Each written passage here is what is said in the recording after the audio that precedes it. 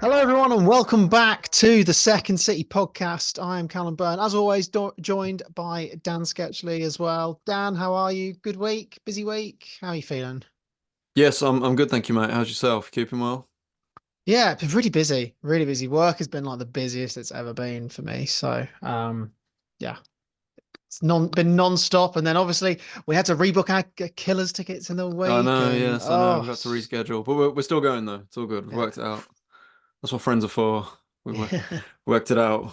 Um, but yes, same more or less. Although I've I'm at the start of a few weeks off now. I had the last of my annual leave to use up, so that's quite nice.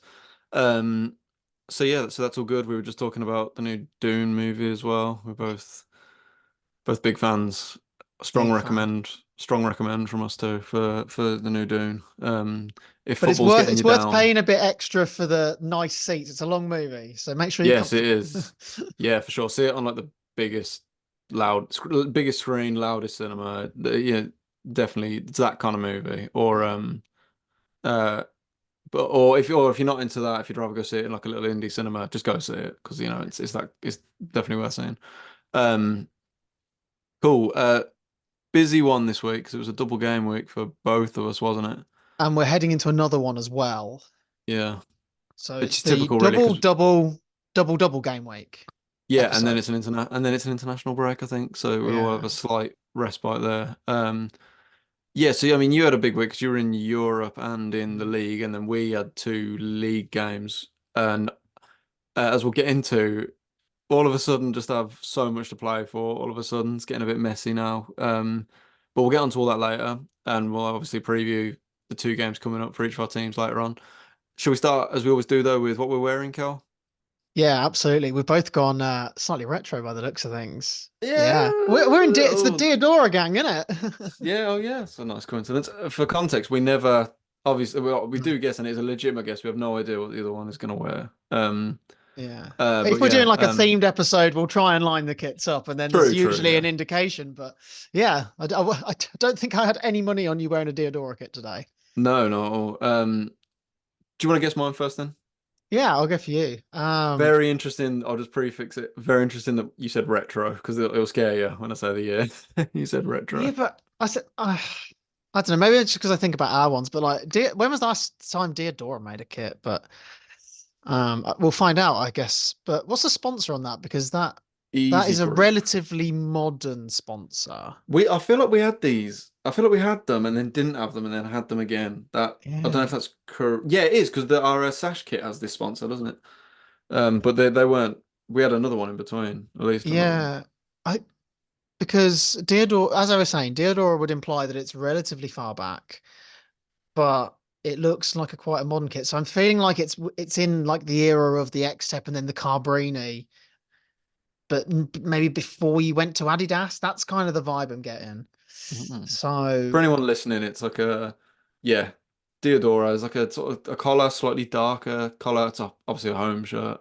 mm, Yeah, Easy Group is the sponsor. Got like it's got like a shirt white, sleeve. like not pinstripe, but it's like a where Yes, the shoulder panel meets like the chest and back panel. You've got like yeah, the it's like white a white line. strip. Yeah, We're gonna go for 14-15 home. yeah, it's a little bit off. 12-13 home. This is 2012 home. This is. So this was Lee Clark's first season as Blues manager. So the year before would have been the year under Chris Hughton where we were in Europe and when we finished in the playoffs and then got knocked out by Blackpool. My memory of this season is not so I would have been about 15 at the time.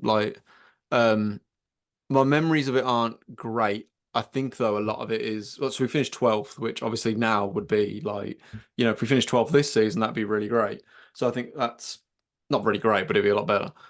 I think it was very much the year before we were in Europe and we finished like fourth and we had all this excitement of possibly getting promoted. And then before that, we'd obviously won the cup and been in the Premier League. And before that, we finished second in the championship a couple of years before that. So it was kind of the first, it was up to this point, it was the lowest I'd ever seen us actually finish in the table. Like I'd never seen us Yeah. finish this low before in the pyramid really. So I remember at the time it felt really disappointing and it always felt like Lee Clark was under pressure. And I think the effects of the ownership situation, kind of year by year, we were seeing it and like a gradual decline and good players leaving. And I remember for a lot of this season, it just felt like a step down on the previous season, which it was.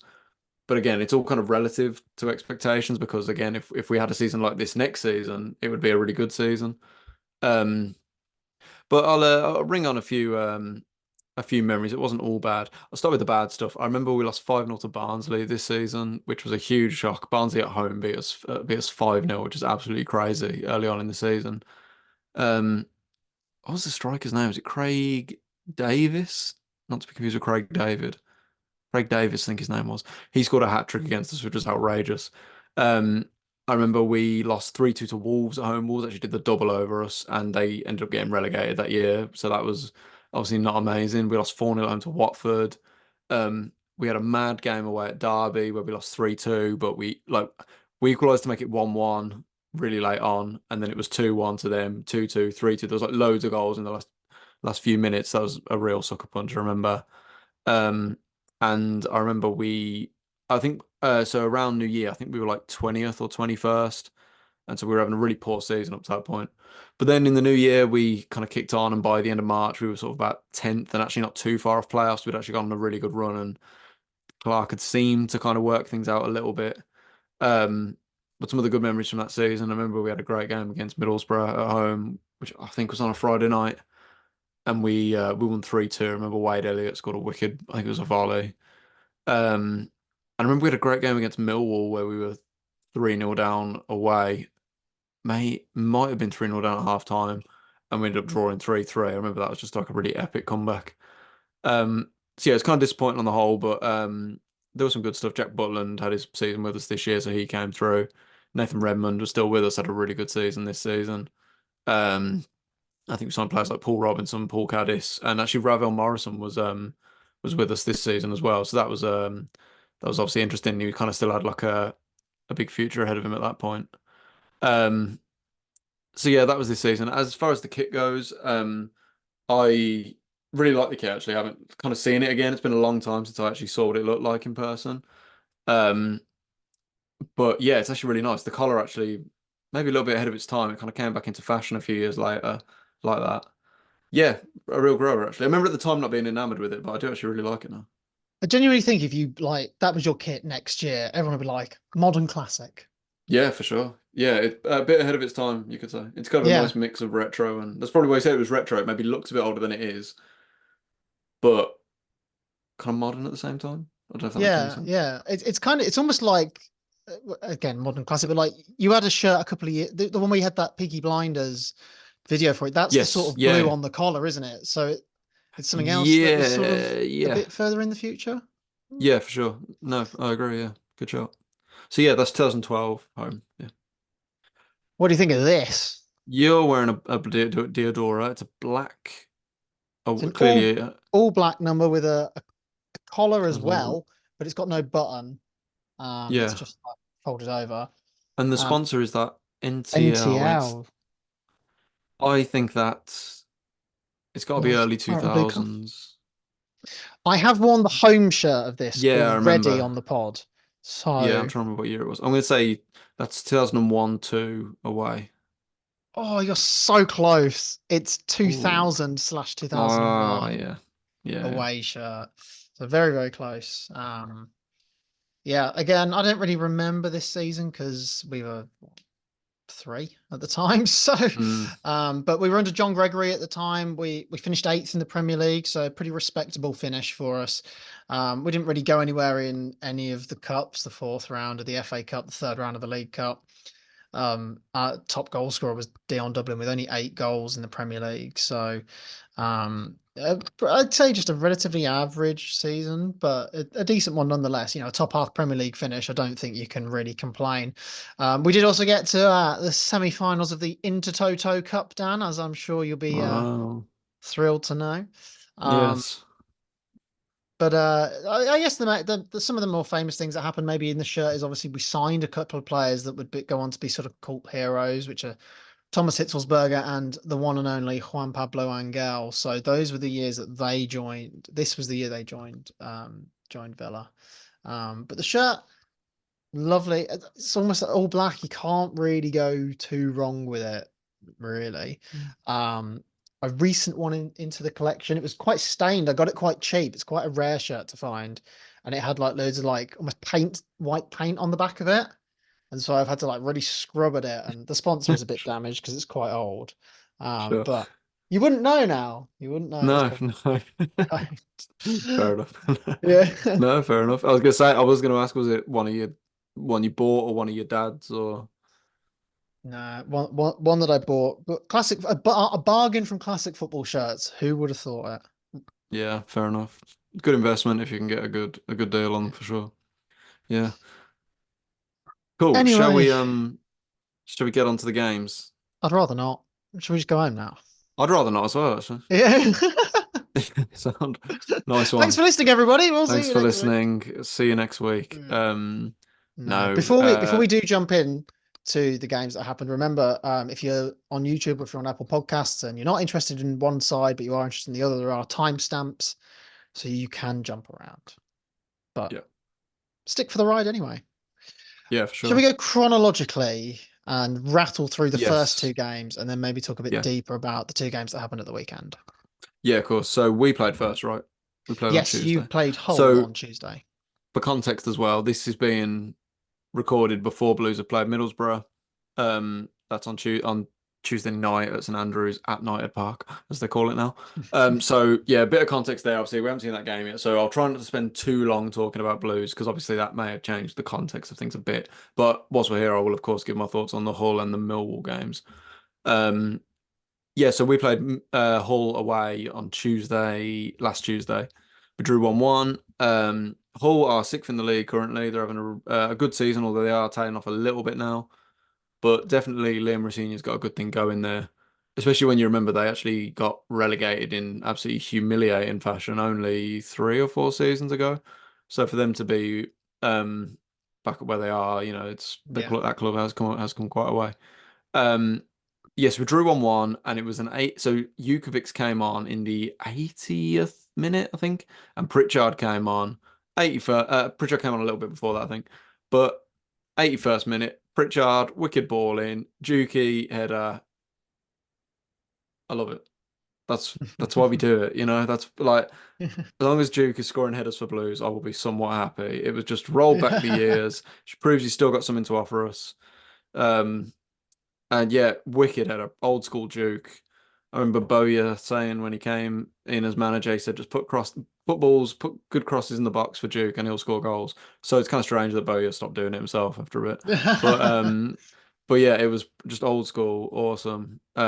Really, really good goal and a good point away from home. And I said on the pod last week, I thought we'd draw at Hull and that'd be a point gained. Um, it is a point gained, but I don't know if you've seen Hull's goal, Cal. It's one of the most scandalous Yeah. not own goals, handball goals. It's It's not bad, isn't quite it? Maradona 86, but it's not far off. So the ball comes in from a corner, and Ozan Tufan of Hull quite unsubtly just sort of throws his body into it, and his arm. It's kind of like if those watching is that that part of his arm, like the upper The outside of his t-shirt arm, line. yeah, the t-shirt line, yeah, yeah, just knocks it in with his arm. That's one thing, right? Obviously, he's not going to go and turn around and be like, "Oh, that was a handball." So it's bad. It's bad that he's done that. It's Yeah. bad. And then he has the cheek. I can almost respect it though. I'm like, you know what? Yeah. Whatever. Let's fight back. He had the cheek. I don't hate the guy for it, but he had the cheek. Have you seen his celebration? He had the cheek to run off and cup his ears. Weirdly doing it Yeah. to his own fans, which doesn't really make any sense. Um, for that, Ozan Tufan, you're in the Second City Pod Hall of Shame. That is like that is disgrace. Like that's like you're in my bad books now.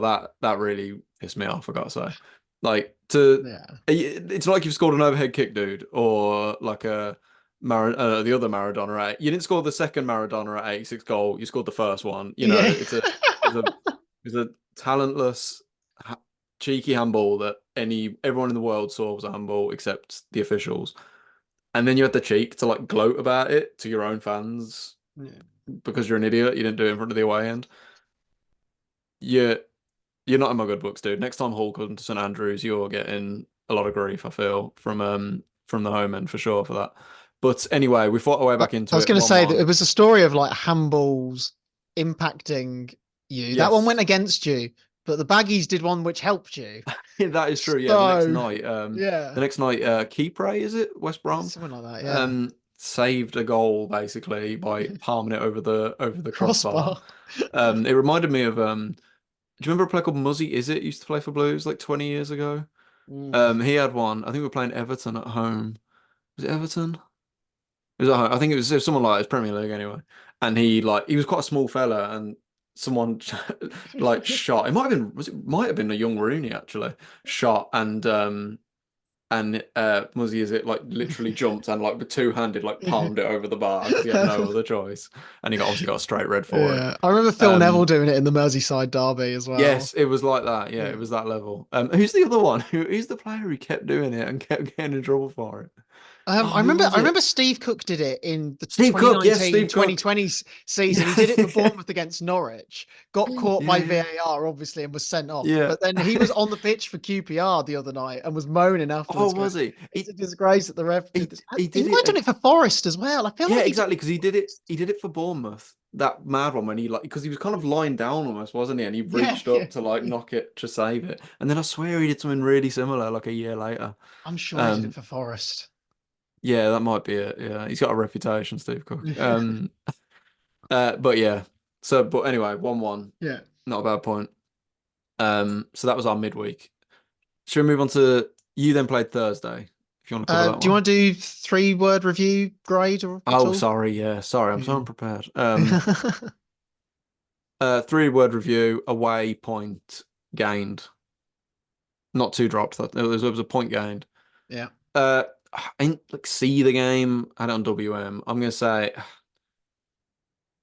Pritchard and Duke changed the game with that, but the defense, I know the defense did a good job as well. I will say, been really solid recently. I say Cody Dreimer, man of the match. Actually, I've been really impressed with him. Really like him. That's kind of just on behalf of the back four. I'll give him my man of the match. And my grade, I give a solid B. That's a good result. Um, so yeah, that's Hull away would be my review.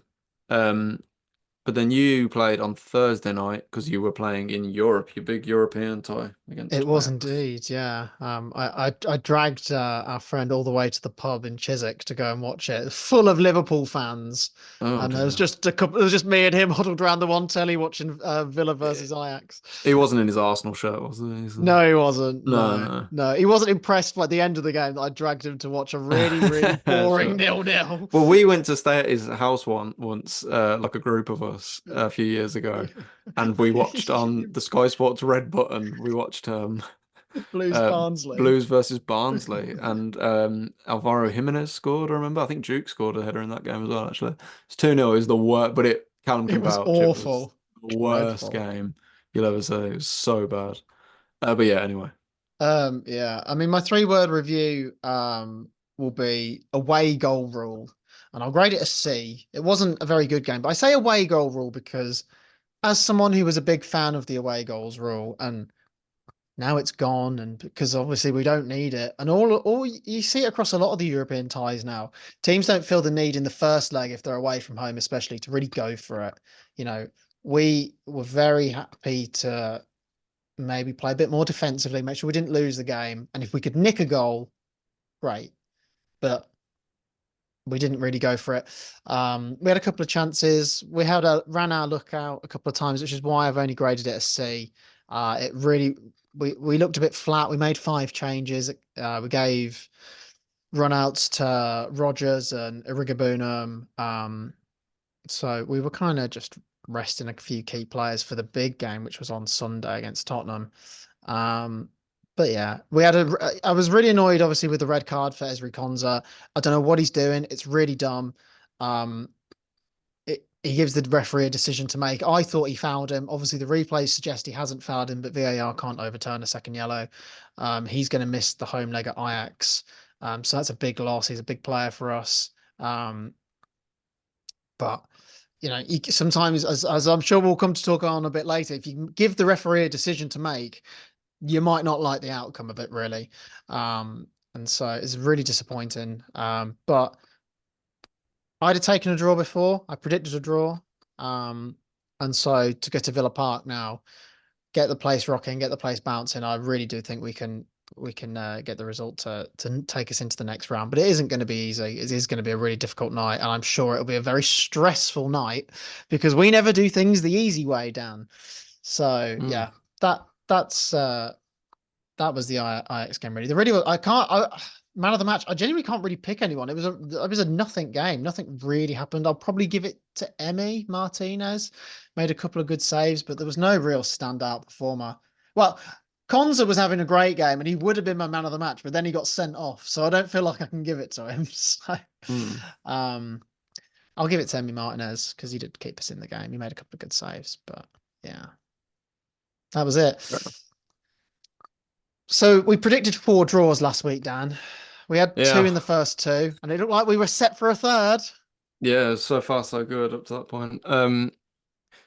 Just on a side note, I think for you, and that's, circumstance maybe. First of all, I agree the away goals rule should be brought back in. It was a great rule. Um, and I think a draw is annoyingly a good result. I think that Yeah. certainly a better point, a better draw for you than it is for them. Yeah. The Um, referee had a shocker and across the board really, and a lot of teams will say, "Oh, the referee was so against us," but sometimes you do see it. Referees play into the crowd, and that Ajax crowd were really good on Thursday night, and mm, you could see that he was sort of playing into it a little bit. yeah, So to get a draw and get out of there is a good result. It's just a shame about the red card. yeah, for sure. Cool. Should we move on to the weekend's games then? Yeah. Sweet. So we went first again because we were on Saturday and we had a huge game at Millwall on 3 o'clock on Saturday. So I think I said last week I thought the whole game would be pretty much as hard as the whole game, even though Hull are like a much better team. But Millwall have had Neil Harris go back in, who, on a side note, so he's managed 3 clubs this season now, and Has he's managed a he? club in. Yeah, so he was. Oh, where was it? I probably should have uh, got remember the names of the clubs better. But I wonder if he is the first manager ever in a single season to manage in the Championship, League One, and League Two. There can't be many. No, Warnock's because probably he. done it. Yeah, probably. Oh, he might be doing it very soon, by the, Yeah, by the yeah. things he left Aberdeen at the weekend. But yeah, since they were on a dreadful run of form, but since he went back in there, they'd won two and drawn one of their last 3 games. And it's the Den, isn't it? Everyone knows it's a horrible place to go. Millwall, easily one of the nastiest places to go. They've got that reputation for a I reason. don't think we won there at all when we were in the championship. We definitely lost twice. I can't remember the first season. We used to always win there, and oh well, and we won there last season, but on the whole, we don't seem to a lot all these days. Um, so yeah, this was really frustrating because it was 0-0 until the 90th minute, and whilst it wouldn't have steered us clear of any trouble, obviously, I would have seen it as a point gained, and I said it's important just not to lose it. And then obviously 90th minute, Tanganga, pretty much free header in the 6 yard box. Mark Roberts is, I don't really know where he is. Like I don't know who's meant to be picking him up. No one was. And yeah, it's just one of them. Jay Stansfield didn't really seem to have his shooting boots on based on what I saw. Not to scapegoat him though. Looked like he had some good chances, but earlier in the season he's probably bagging them.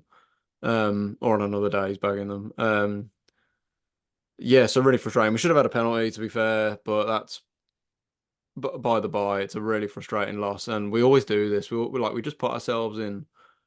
We're now. I know we got a game in hand on most of the teams around us, but we're now a point clear of relegation with only a couple of months of the season left. We are like right in this mix now, and this is the first time I've been really like, okay, we are right in the mix now. This is like, but the weird thing is, even though we're not in good form at the minute, this is all the damage of the mid-season, in my Yes, opinion. yeah, Like, 100%. It's all yeah, the Rooney that Rooney era, isn't yeah, it?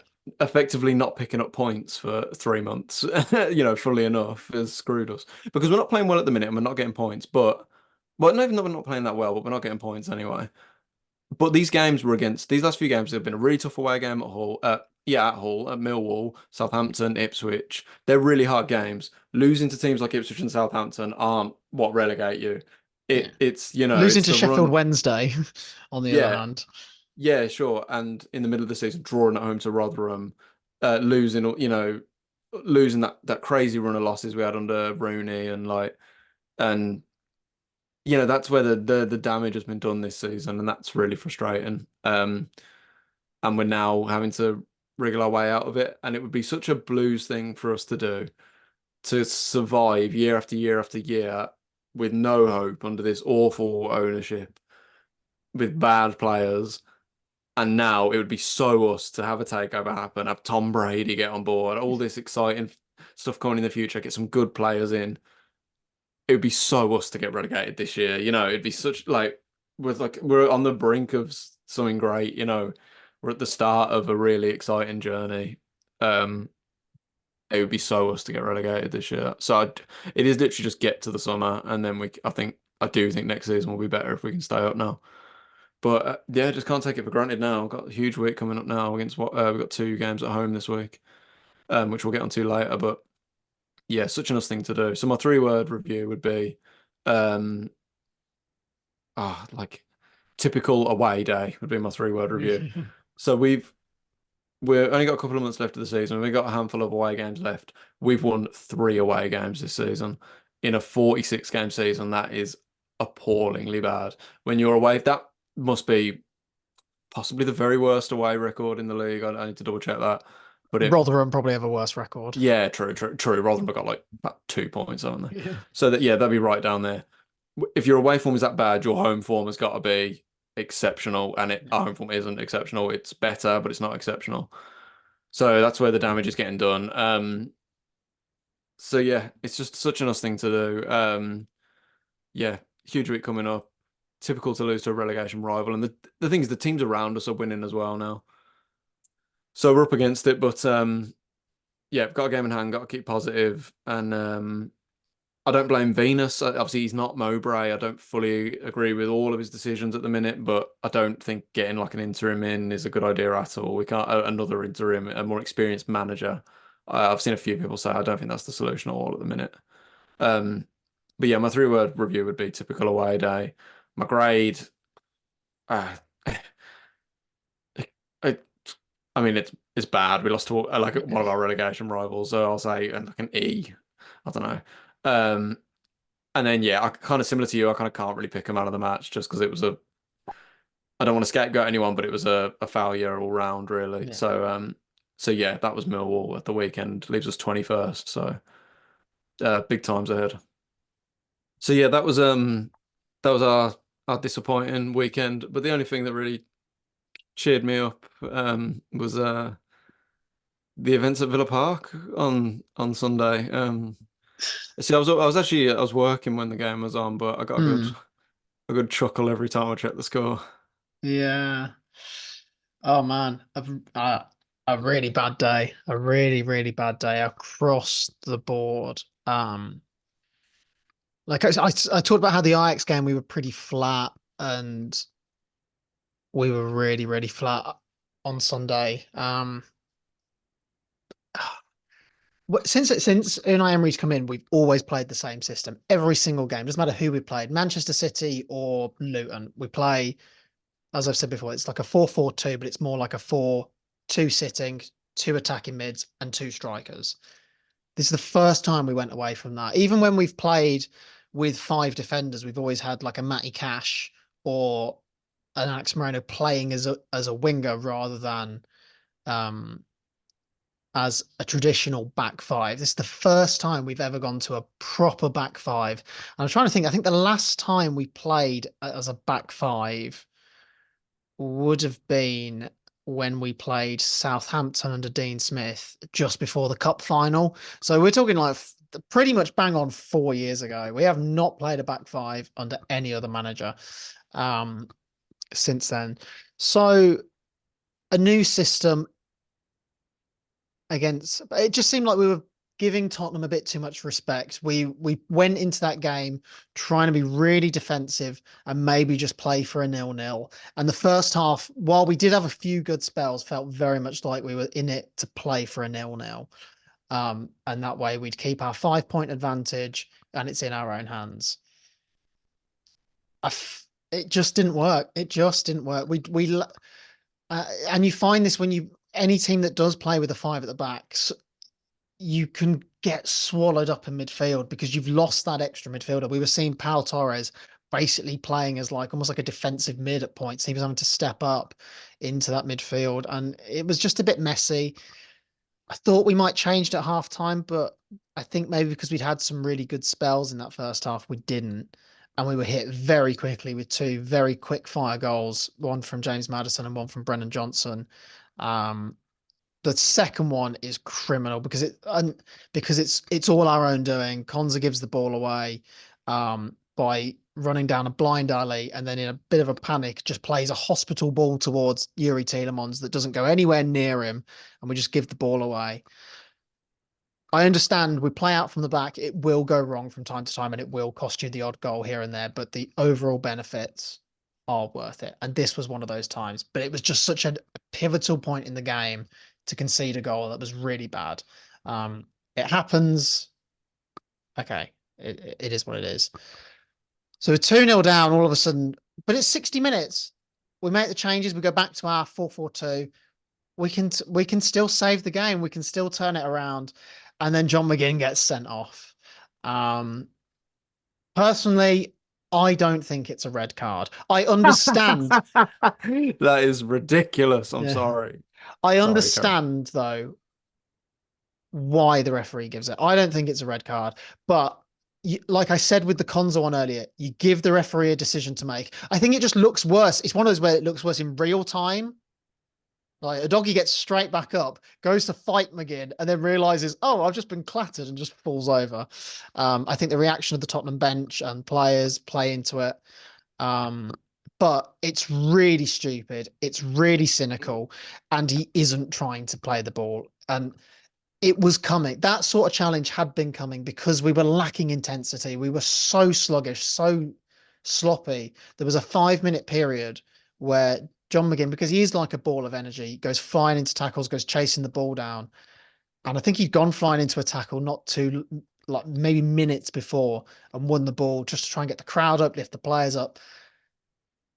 I kind of get what he was doing, but it was dumb and it was stupid. And why I say it's not a red card as well is if the referee gives a yellow, the VAR doesn't overturn it. And I think if the referee gives a yellow, you go, ah. You know what? It's a blue, Dan. It's a blue card, Dan. No, it's not. I get what you're saying to an extent. I don't agree with the VAR argument because that's saying that, oh well, if VAR doesn't overturn it, then it's like that. The VAR is a whole other discussion Yeah, about it is. when Yeah. they get things wrong. But I appreciate that you're at least saying that it's a stupid thing to do. Yeah. Like I think like he And can in the have no wider context of it as well, we've still got half an hour to play. By going down to 10 exactly. men, game's gone. I think it's absolutely a red card. I think it's reckless and silly, and I think he can have no excuse. But so I'm glad you acknowledge that though. Like even if you don't think it's a red, he can't. He can't. He's only got himself to blame. Yeah. Yeah. We were saying earlier, like you give the ref a decision to make, then You're in the um lap of the gods then. You don't know what they're going to do. yeah, yeah, exactly. Um, so it was bad enough that we basically threw this game away after 60 minutes, or however many it was, 65 minutes. In basically in a space of 10 minutes, we let 2 goals in and we're down to Yeah, 10 men. That challenge is violent conduct, isn't it? yeah. 3 That's three games, games. Yeah. which is West Ham away, a place where we have not won at in like 10 years. Wolves at home, local. Hmm. It's not, I hate using the word derby because it's not the Yeah, it's derbies with locally. Blues, but it's a They'll have local a tiny bit. rivalry and a club that we do struggle against and a team that is going to be fired up to really try and derail our season. Mm, And Manchester City away. yeah. We've got and with the injury to Boubacar Kamara, he was our defensive midfielder alongside Douglas Luiz. Mm, So we're now in a really difficult situation where we've got these 3 really tough games coming up. We either drop a Yuri Tielemans into that defensive role, which he can play, but he hasn't really got the legs to play that role. He's been much better higher up in the pitch where we've put legs around him, or we throw Tim Irigabunum really into the deep end. And yeah, he played at Ajax. and he's done okay. He's not been spectacular by any means, and he's not been, he's probably not played anything higher than, let's be generous and say a 7, but it's probably more like a 6 out of 10. 3 big games. He was on loan at QPR last year. He's been injured for the first half of the year. That is a sink or swim. Yeah, but Find out what that's you're made why. of. Yeah. So my 3-word review will be must bounce back. It won't necessarily, it might define our season, it might not. We've had some bad results and some bad games through the year. Newcastle at home, Legia away, Man United away, Chelsea in the FA Cup. We've had a knack of bouncing back from it and going on a bit of a run after those games, and we have the potential to do it again. Um, if we win on Thursday, yeah, you, this game will be forgotten about a bit. If we lose on Thursday, all of a sudden it is sort of panic stations. But I think it's important not to get too carried away. It was a bad, bad day. It was shit. We didn't play well, and the result to get thumped 4-0 with 2 goals in stoppage time as well was really poor. And the Zaniolo and Alex Moreno's attitude as soon as we hit stoppage time and they give the ball away, and they both stop running, and Zaniolo's like flinging his arms around, and Moreno's like this. Like, chase after the bloody ball and try and win it back. I don't care if you chase back and clatter in and give a penalty away. Like, I'd rather you do that rather than just stand there with your hands on your hips going, like, that's for us in the stands to do, not for you on the pitch. Completely. Yeah. Um, 100%. yeah, what's I grade it? I'm going to grade it an F, and no one is having man of the match. It was that nobody played well. No, if we were doing player ratings, I don't think anybody gets above a 5 at most. Really, maybe that's harsh on someone like Emmy, but I don't feel like he had a whole lot to do. Like, he couldn't have done anything about the 4 goals, but when you have 4 shots at you and they all go in, it's like there's not a lot really to say. Sure. Yeah, really bad. Let's just forget about it. What's the next one? Does this make Spurs favourite for top 4 now? They've got a game in hand as well. Well, this is why I'm trying to stay calm. I said this on the podcast exactly a week ago that if we lost the game, it's not the end of the world because Spurs still have a game in hand. It's away at Chelsea. Chelsea love ruining Spurs' season. They obviously beat them in the return fixture. If it's a game that Chelsea turn up for, it's usually against Spurs. I'd always rather have the points on the board than the game in hand. And also, Spurs, while they are a good team, and when they turn it on like they did against us at points yesterday, and we couldn't live with them, they're a great team. They're not infallible, and they will not go unbeaten all the way to the end of the season. They will slip up 2 or 3 times, and both of us still have the top 3 to play. We've both got to play Oh, wow. Arsenal, Man City, and Liverpool, and so those could be the season-defining games. Who can pick up the points in those games that might determine it? And also, if we finish 5th, that's still a great season. And Yeah, that is an like, amazing season. And it most likely will still bring Champions League football. yeah, So, exactly. Oh, you know, I understand. Yesterday when the game finished, I was in a foul mood, and I understand people being really annoyed and really angry and really disappointed because there was a lot of hype going into the game and the game was flat and we got battered. But we've still got like 10 games to go. We're still in a cup competition, which we're one of the favourites for, especially if we beat Ajax on Thursday night. Enjoy it. Like yeah. 2 years ago, we were being battered every week under Steven Gerrard. I'll take the odd thumping here and there and be 4th or 5th in the table come the end of the You were year. in the championship 5 years ago. Yeah. It's Like, yeah, I think some people need to chill out a bit. But yeah. yeah. I No, understand like immediately after the game being like, yeah, of course. needing like an hour or two just to like forget about it. But look at where we are. We've still had an amazing season, even if we don't finish 4th. Yeah, completely. Completely. Cool. Should we move on to the coming week then? Because it's pretty relentless at the minute, the old It is, schedule. yeah. The games keep on coming. So you're playing tomorrow night against Borough. So Yeah. like I said last week as well, is like I'd rather have the points in the bag rather than the game in hand. And you've been saying it's okay, we've got a game in hand. I've been there. I know what Yeah. it's like. Yeah, no. Yeah, we've got Borough on Tuesday, yeah.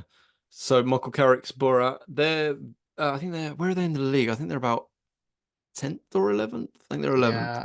They're They probably not going to get are 11th, 50 yeah. points. So Yeah, they're 11 points probably not going clear. to get playoffs, although they're not too far off in points, but there's a lot of traffic, so I don't think they'll get there in the end. So I think that's a slight disappointment for them this year, probably. But they're Yeah. Then on they've a not been l- as good as they were last year, really. yeah, They they're had a on a terrible slight start to the year, didn't they? exactly. They started poor, but they are on a bit of an uptick. They won. Oh, they did us a favour actually. They beat QPR away at the weekend, and then I think they beat Norwich before that. Yeah, I think they beat Norwich 3-1. Um, I think we need. I can preview the two games in one just because they're Yeah. close together. I think both at home. We got them on Tuesday, and then we got Watford on Saturday.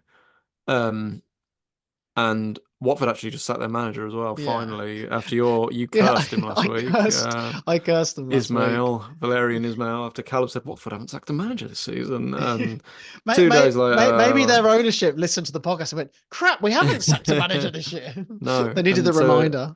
So we live in a world where Tom Cleverley is the interim manager. They've had some weird interims, man. Hayden Yeah. Mullins was their interim, who Yeah. played for Blues in this kit actually. Yeah. Hayden Mullins was their interim for a bit as well.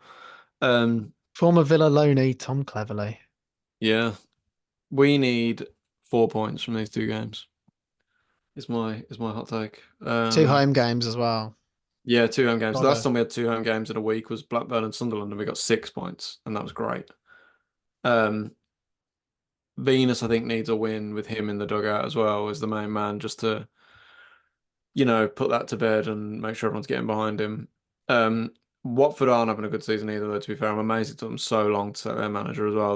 They're not certainly not going to get playoffs. They're not going to go down either. So that's kind of what I'm hoping for this week. We're playing two teams that aren't fighting for their lives, and I think on sheer momentum, I think we may just about get what we need, and I think that'll be a springboard to us for a season as a whole, just about getting to where we need. But it's kind of ridiculous that we've made such a meal of it.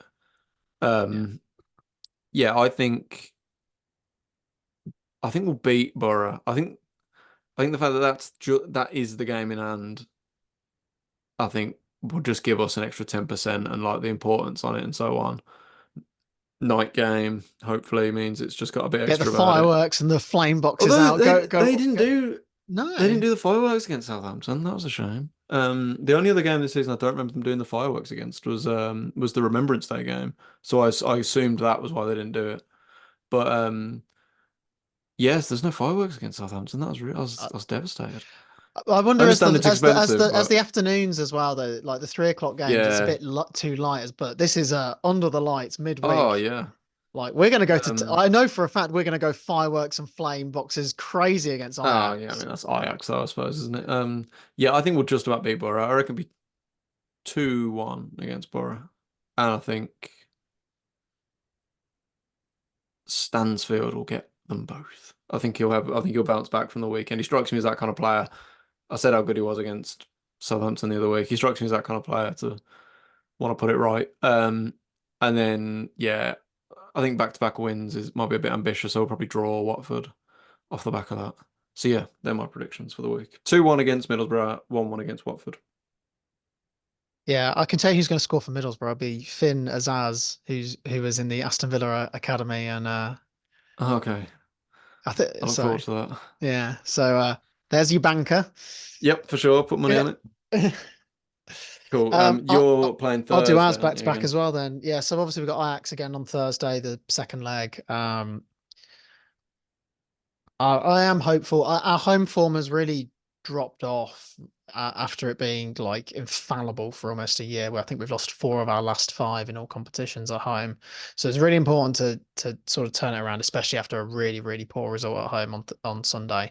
I think the atmosphere will be really good. I think the club are going to go well hell to leather with as I said, with the fireworks and the flamethrowers and um I, you know, it could be another similar European game where it's slow and it's not high intensity, but I think it's important if the crowd can stay with the team and keep the energy and like Ajax against us. At least the way it came through the telly, they were loud and they were intimidating on the away team. They're intimidating on the referee. If we're on them and on the referee, you never know what's going to happen. And if good energy usually inspires a good home performance, regardless of the result. Um, I ju- I'm all for booing Jordan Henderson and getting on his back, but I feel like, can we do it when we're like 2-0 up? Like, because at the weekend there was a lot of slander at James Maddison, all for it, but he scored in the second half after he was pelted in the first half, and all it does is it means that when they whip out the celebrations, they really go for it, and that just winds you up even more. So do it. If we go 2-0 up in the first 10 minutes, then yeah, then go for it. I do think Jordan Henderson will score. It's just such a Villa thing to do. So I'll say we'll win 2-1. Um, it's a game I can kind of see it going to penalties though. There's something in the back of my mind that just has a feeling that it could be a game that goes to penalties. I've only been to what I've seen us in two penalty shootouts. I've only been at one of them, which was in the Carabao Cup against Chelsea. I do not want to see us in a European penalty Uh, shootout. The only game I think I've been to where there's been a penalty shootout, I've never seen one at a Blues game ever, I don't think. The only one was I swung a ticket to the Baggies Villa playoff semi-final Yeah. a few years ago. I had a mate who was a Baggies fan who had a spare ticket last minute, so I went. And it was funny because of you and like all our mates who are Baggies and Villa fans, none of you went, and then I got a Yeah. ticket for it last minute. Yeah. And there was obviously that mad penalty shootout at the end of that game. Yeah, Yeah. that's fun fact there. Yeah. But yeah, Um, but yeah, I'll say 2-1, but I've got a nagging feeling it could get to penalties, and God knows what'll happen then. So, obviously we'll have no Ezri Konsa, but we will still have John McGinn for that game. So I expect him to play every single minute of that. Um, and then we'll almost certainly go back to our formation of the 4-4-2. Carlos is back by the looks of things. Torres is back. Longlay's back. So at least we can then play some form of Cash, probably Luca Dean, and then Torres with either a Longley or a Carlos. Just because we have all our centre backs fit again doesn't mean we all have to play them at once. So yeah, we'll see. And then we have West Ham on Sunday, the 2 o'clock, not on telly. We're back finally. It's been a while. As I said, it's a ground that we really don't do well at. We haven't won there in a long, long time. We only drew there last year. Um, West Ham are having a weird year because they're quite high up in the mm, table and they're doing reasonably well. At least they're playing on Thursday night as well, and they've got a really big game against Freiburg, I think, at mm. home. But yeah, they've had some terrible results and they've been on a really crap run of form. Then they have a good win against Brentford and then they kind of lose again. And so it's hard to know what to expect.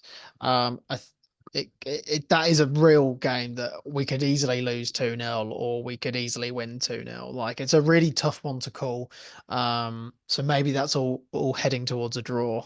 Having said that, so I'll maybe go for another 1-1 in that one.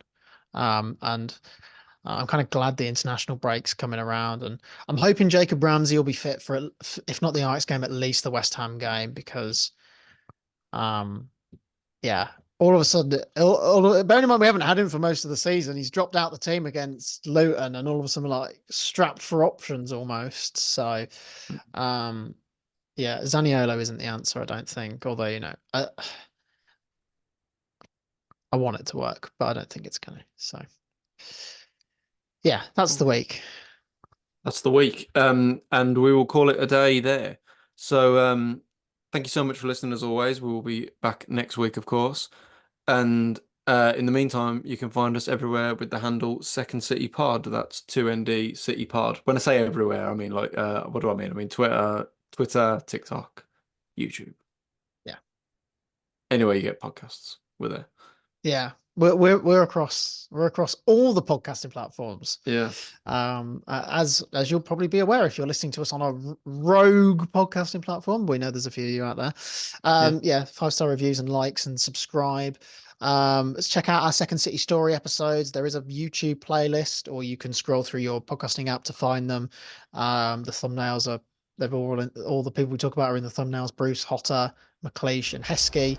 Um, And yeah, I guess until next week, Dan, it's another big week for both of us. So Yeah. strap yourselves in. Let's keep the nerves down and up the Villa. Shit on the Villa, keep right on, and see you next time.